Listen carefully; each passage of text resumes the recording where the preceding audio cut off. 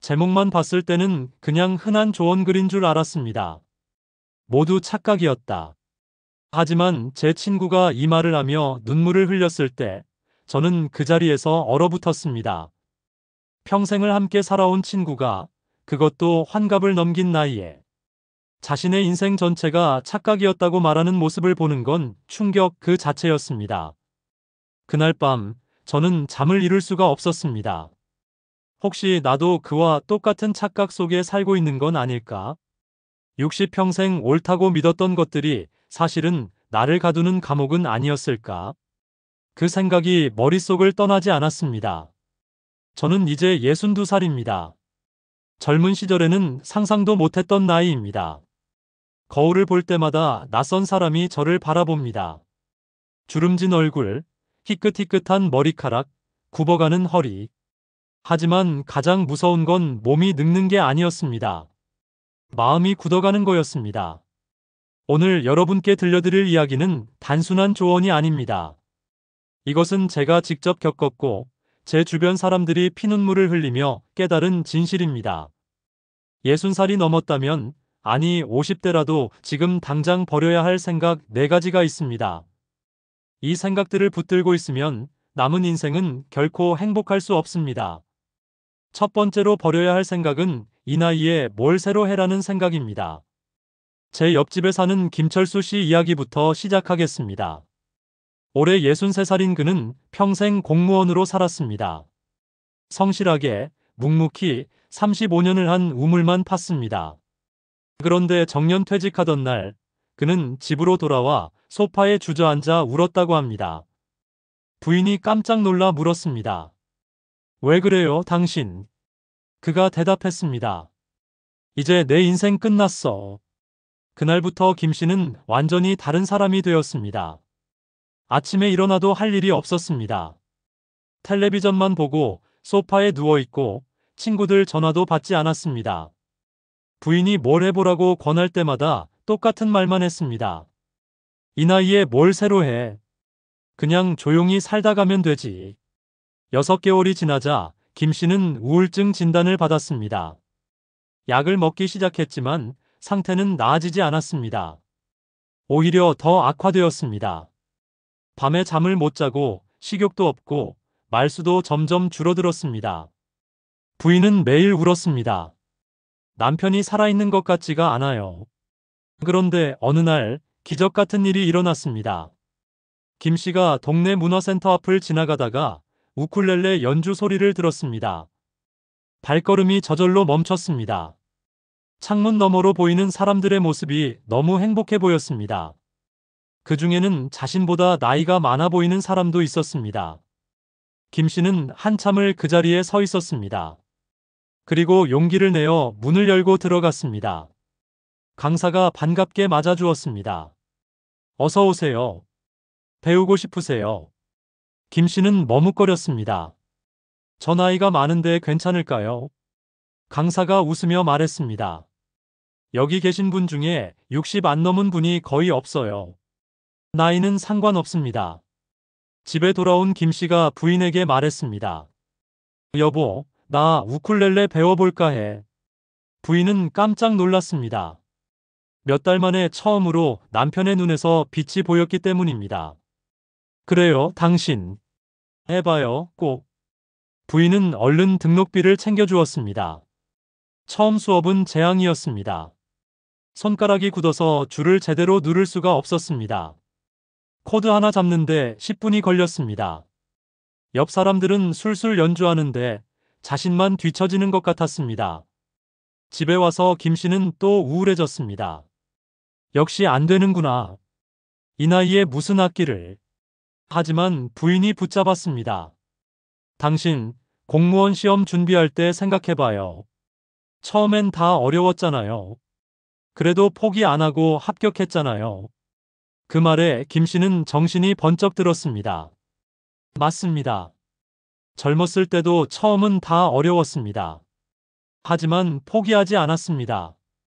다음 날부터 김 씨는 달라졌습니다. 매일 아침 30분씩 연습했습니다. 유튜브로 강의를 찾아보고 손가락 운동도 따로 했습니다. 한 달이 지나자 간단한 곡을 연주할 수 있게 되었습니다. 3개월 후에는 수업에서 모범생이 되었습니다. 그리고 6개월 후, 김 씨는 동네 경로당에서 열린 작은 음악회에서 연주를 했습니다. 떨리는 손으로 우쿨렐레를 들고 무대에 섰습니다. 첫 음을 낼 때 눈물이 났습니다. 자신이 이런 일을 할 수 있을 거라고는 꿈에도 생각 못했기 때문입니다. 연주가 끝나고 박수 소리가 터져 나왔습니다. 사람들이 일어서서 환호했습니다. 부인은 객석에서 눈물을 흘렸습니다. 그날 밤 김 씨가 부인에게 말했습니다. 여보, 나 살아있는 것 같아. 진짜로. 그로부터 1년이 지난 지금, 김 씨는 동네에서 유명 인사가 되었습니다. 우쿨렐레 동호회를 직접 만들어서 회장을 맡았습니다. 회원이 30명이 넘습니다. 매주 토요일 공원에서 버스킹도 합니다. 지나가는 사람들이 발걸음을 멈추고 듣습니다. 어떤 사람들은 춤을 추기도 합니다. 김 씨는 이제 우울증 약을 완전히 끊었습니다. 아침에 눈을 뜨면 가장 먼저 우쿨렐레를 만집니다. 새로운 곡을 연습하고 회원들과 메시지를 주고받고 다음 공연을 준비합니다. 부인 말로는 남편이 젊었을 때보다 더 행복해 보인다고 합니다. 저는 김 씨의 변화를 바로 옆에서 지켜봤습니다. 그리고 깨달았습니다. 나이는 정말 숫자일 뿐이라는 것을요. 중요한 건 마음입니다. 새로운 것을 받아들이려는 마음, 도전하려는 용기, 실패를 두려워하지 않는 태도. 이것들이 있으면 60살도 70살도 새로운 시작이 될 수 있습니다.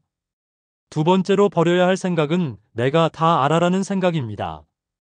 이것은 정말 위험한 생각입니다. 제 친구 박영희 씨의 이야기가 아직도 생생합니다.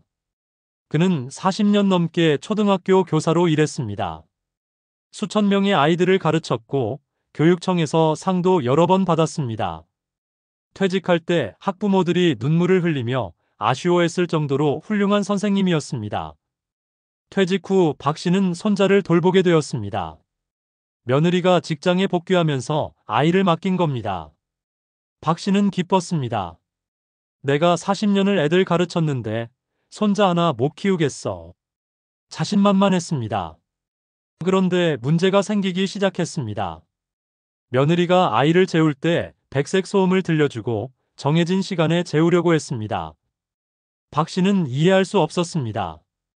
애가 졸리면 자는 거지 무슨 시간을 정해. 나 때는 안 그랬어. 며느리가 요즘은 수면 교육이 중요하다고 설명했지만 박 씨는 고개를 저었습니다.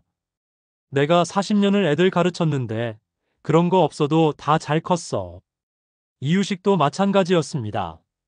며느리가 알레르기 때문에 특정 음식을 피하라고 했지만 박 씨는 요즘 애들은 너무 까다롭게 키운다며 몰래 다른 음식을 먹였습니다.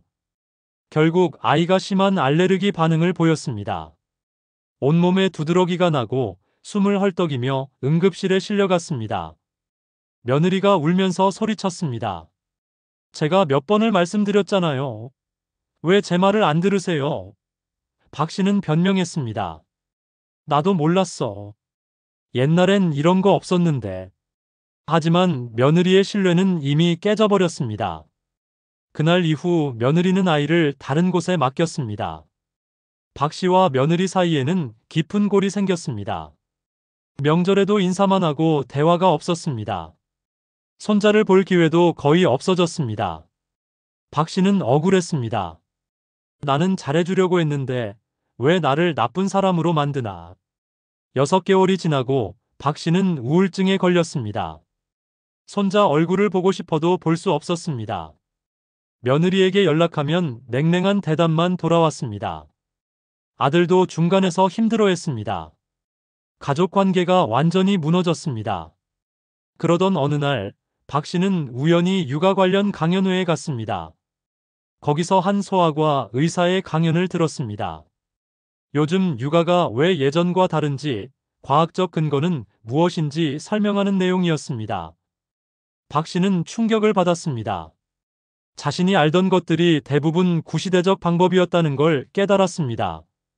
강연이 끝나고 박 씨는 강사에게 다가갔습니다. 눈물을 흘리며 자신의 상황을 설명했습니다. 강사가 말했습니다. 선생님, 경험은 소중합니다. 하지만 세상은 변합니다. 의학도 발달하고 육아 방법도 진화합니다. 과거의 방법이 무조건 틀린 건 아니지만 새로운 것을 받아들이는 자세가 필요합니다. 그날 밤 박 씨는 며느리에게 전화했습니다. 떨리는 목소리로 말했습니다. 며느리, 미안해. 내가 잘못했어. 내가 너무 고집을 부렸구나. 다시 배우고 싶어. 요즘 육아 방법을 가르쳐 줄 수 있겠니? 며느리는 한참 동안 말이 없었습니다. 그러다 조용히 말했습니다. 어머니, 저도 감정적으로 대해서 죄송해요. 천천히 다시 시작해봐요. 그날부터 박 씨는 완전히 달라졌습니다. 육아 책을 사서 읽기 시작했습니다. 며느리에게 물어보고 인터넷으로 검색하고 강연도 찾아다녔습니다. 처음엔 자존심이 상했습니다. 40년 경력의 교사가 며느리에게 배운다는 게 쉽지 않았습니다. 하지만 손자를 보고 싶은 마음이 더 컸습니다. 3개월 후 며느리가 다시 아이를 맡겼습니다. 이번엔 달랐습니다. 박 씨는 며느리의 지침을 정확히 따랐습니다. 모르는 게 있으면 바로 물었습니다. 이럴 땐 어떻게 해야 하지? 이건 괜찮은 건가? 며느리는 박 씨의 변화에 감동했습니다. 1년이 지난 지금 박 씨와 며느리는 최고의 육아 파트너가 되었습니다. 손자는 할머니를 무척 따릅니다. 명절 때면 가족들이 모여 웃으며 이야기를 나눕니다. 박 씨가 제게 말했습니다. 내가 정말 바보였어. 경험이 많다고 다 아는 게 아니더라고. 배우는 걸 멈추는 순간 그게 진짜 늙는 거야. 세상은 정말 빠르게 변합니다. 제가 젊었을 때는 스마트폰도 없었습니다. 인터넷도 없었습니다. 지금은 인공지능이 그림을 그리고 자동차가 스스로 운전합니다. 이런 시대에 내가 다 안다고 말하는 건 나는 시대에 뒤처졌다는 고백과 같습니다. 독일의 한 연구팀이 흥미로운 실험을 했습니다. 65세 이상 노인 200명을 두 그룹으로 나눴습니다. 한 그룹은 젊은 세대에게 새로운 기술을 배우게 했고, 다른 그룹은 기존 방식대로 생활하게 했습니다. 1년 후 결과는 놀라웠습니다. 배운 그룹은 인지 능력이 평균 35% 향상되었고, 우울감은 60% 감소했습니다. 반면 다른 그룹은 거의 변화가 없었습니다. 겸손은 나이와 상관없이 필요한 덕목입니다. 아니, 나이가 들수록 더 필요합니다. 내가 다 안다는 생각을 내려놓는 순간, 비로소 진짜 배움이 시작됩니다. 그리고 그 배움이 우리의 남은 인생을 풍요롭게 만듭니다. 세 번째로 버려야 할 생각은 내 자식은 내 뜻대로 돼야 해라는 생각입니다. 이것은 정말 많은 가정을 파괴하는 무서운 생각입니다. 제 사촌형 이야기를 하지 않을 수 없습니다. 이 이야기는 아직도 제 가슴을 아프게 합니다. 형은 평생 가난하게 살았습니다. 어렵게 아들을 키웠습니다. 아들이 태어났을 때부터 단 하나의 꿈이 있었습니다.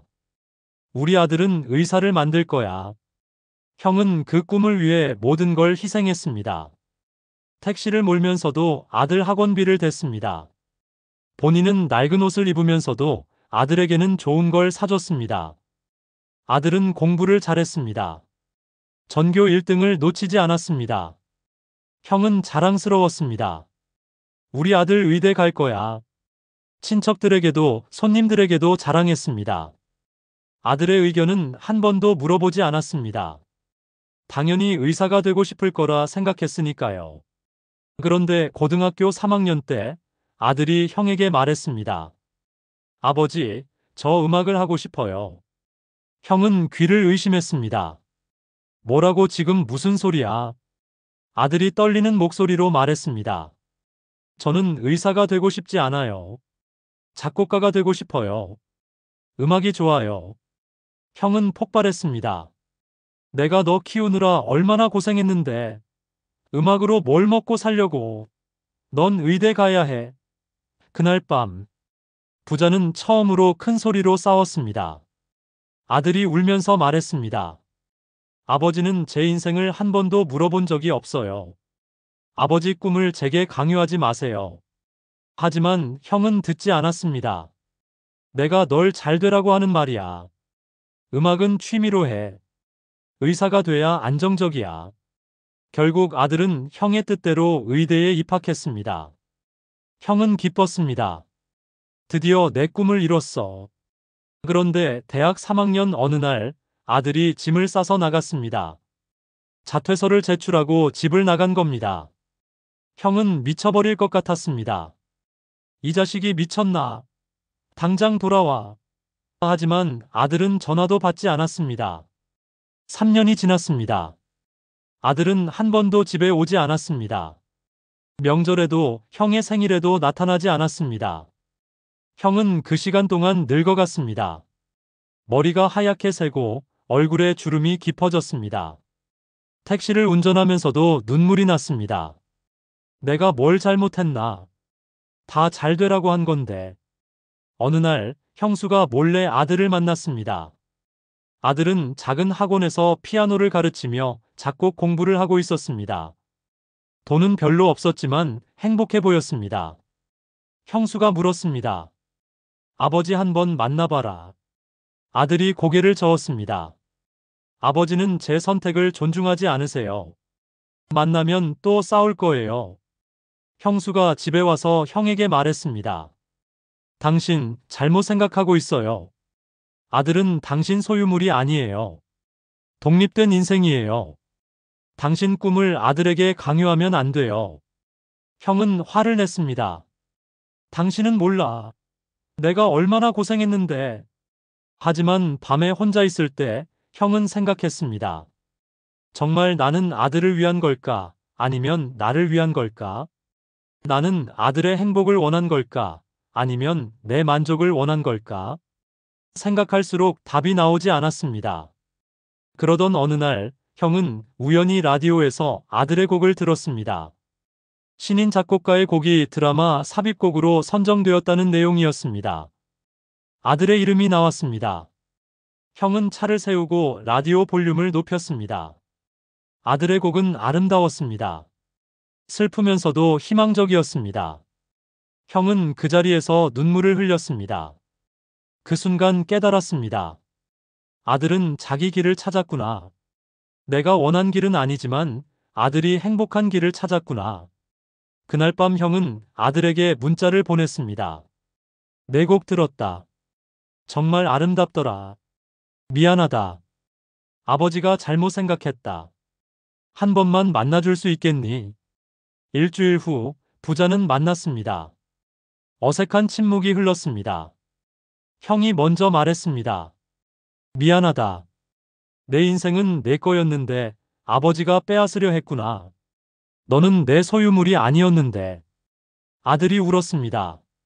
아버지. 부자는 3년 만에 껴안았습니다. 지금 아들은 성공한 작곡가가 되었습니다. 형은 아들의 모든 콘서트에 갑니다. 앞자리에 앉아서 박수를 칩니다. 형이 제게 말했습니다. 내가 정말 착각하고 있었어. 아들의 행복이 중요한 게 아니라 내 만족이 중요했던 거야. 놓아주는 게 진짜 사랑이더라고. 여러분, 자식은 부모의 작품이 아닙니다. 독립된 인생입니다. 우리가 자식을 키운 건 맞습니다. 하지만 그것이 자식의 인생을 통제할 권리를 주는 건 아닙니다. 네 번째로 버려야 할 생각은 이제 남은 인생은 그냥 흘러가는 대로라는 생각입니다.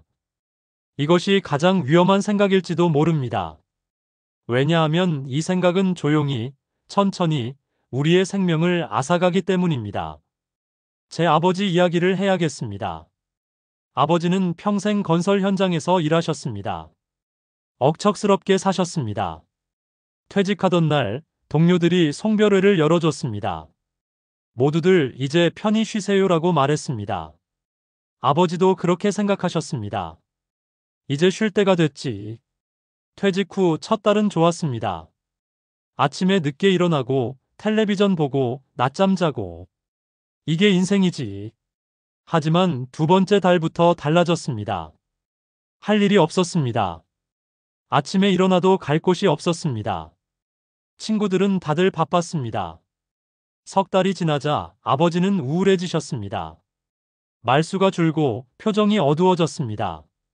어머니가 걱정했습니다. 당신 뭐라도 해봐요. 아버지가 대답하셨습니다. 이제 남은 인생 얼마 안 남았는데 그냥 사는 대로 살지 뭐. 6개월 후 아버지는 심각한 우울증 진단을 받으셨습니다. 약을 드시기 시작했습니다. 하지만 상태는 계속 나빠졌습니다. 밤에 잠을 못 주무시고 식욕도 없으셨습니다. 체중이 10kg이나 빠지셨습니다. 1년이 지났을 때 아버지는 완전히 다른 사람이 되셨습니다. 70살이셨는데 90살처럼 보이셨습니다. 등이 굽고 걸음걸이가 느려지고 기억력도 떨어졌습니다. 병원에 갔더니 의사가 심각하게 말했습니다. 이대로 가시면 치매가 올 수 있습니다. 뭔가 활동을 하셔야 합니다. 어머니가 울면서 아버지를 설득했습니다. 당신, 제발 뭐라도 해봐요. 이렇게 죽어가는 거 못 봐요. 하지만 아버지는 포기하셨습니다. 이제 다 늦었어. 그냥 이렇게 살다 가는 거지. 그런데 어느 날 기적이 일어났습니다. 아버지의 옛 동료가 찾아왔습니다. 형님, 우리 등산 동호회 만들었는데 같이 하실래요? 아버지는 거절했습니다. 나 이제 몸도 안 좋고. 하지만 동료가 포기하지 않았습니다. 한 번만 나가보세요. 재미없으면 안 하셔도 돼요. 어머니가 억지로 아버지를 내보냈습니다. 첫 등산은 재앙이었습니다. 100m도 못 가서 숨이 찼습니다. 다리가 후들거렸습니다. 나 안 해. 못하겠어. 하지만 동료들이 격려했습니다. 천천히 가면 돼요. 우리가 기다릴게요. 정상에 올랐을 때 아버지는 오랜만에 웃으셨습니다. 경치가 아름다웠습니다. 바람이 상쾌했습니다. 동료들과 도시락을 먹으며 옛날 이야기를 했습니다. 오늘 좋았네. 아버지가 처음으로 긍정적인 말씀을 하셨습니다. 다음 주 토요일, 아버지는 스스로 등산복을 꺼내셨습니다. 오늘 또 산 가는 날이지. 어머니는 깜짝 놀라셨습니다. 몇 달 만에 처음으로 아버지가 먼저 뭘 하려는 모습이었습니다. 3개월이 지나자 아버지는 달라지셨습니다. 체중이 늘고 표정이 밝아지고 말씀도 많아지셨습니다. 등산 이야기를 신나게 하셨습니다. 다음 주에는 어디 산에 간대. 어머니는 눈물이 났습니다. 남편이 살아 돌아온 것 같았습니다. 6개월 후 아버지는 등산 동호회 회장을 맡으셨습니다. 매주 산을 다니시고 새로운 코스를 연구하시고 회원들을 챙기셨습니다. 우울증 약도 끊으셨습니다. 의사가 놀라워했습니다. 어떻게 이렇게 좋아지셨어요? 지금 아버지는 75살이십니다. 전국의 100대 명산을 다 다니시는 게 목표십니다. 벌써 60개를 넘으셨습니다. 아버지가 제게 말씀하셨습니다.